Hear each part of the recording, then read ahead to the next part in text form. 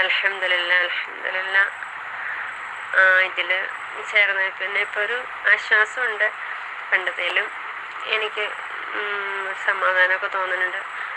പിന്നെ ഞാൻ മെഡിറ്റേഷനും ഗ്രാറ്റിറ്റ്യൂഡ് ജേർണലിങ്ങും അഫർമേഷനും ചെയ്യുന്നുണ്ട് കൃത്യമായിട്ട്. 1-2 ദിവസത്തിനിടയിലൊന്ന് മുടങ്ങിപ്പോയായിരുന്നു.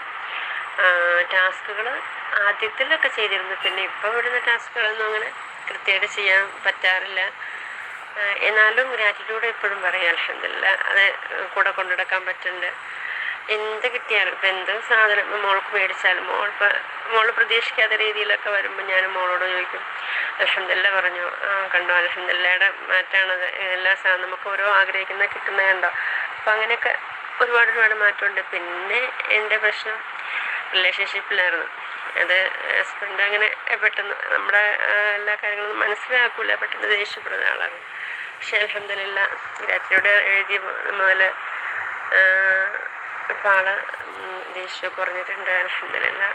പിന്നെ നമ്മളോട് നല്ല സമീപനം മക്കളോടൊക്കെ ആണെങ്കിലും അൽഹംദുലില്ലാ. ഇത് ഗ്രാറ്റിറ്റ്യൂഡിൻ്റെ ഒരു മഹത്വമായിട്ട് ഞാൻ മനസ്സിലാക്കണേ.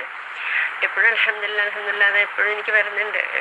എന്തോ ചെറിയൊരു വരുമ്പോഴും അത് പറയാൻ പറ്റുന്നുണ്ട്. അപ്പം അൽഹംദുലില്ലാ ഇനിയും മുന്നോട്ട് നമ്മൾ എഴുതിയ ഓരോ കാര്യങ്ങളും തീർച്ചയായും ലഭിക്കുന്ന രീതിയിൽ ഇൻഷാ അല്ലാഹ് ചെയ്തുകൊണ്ടിരിക്കണം. Thank you ma'am.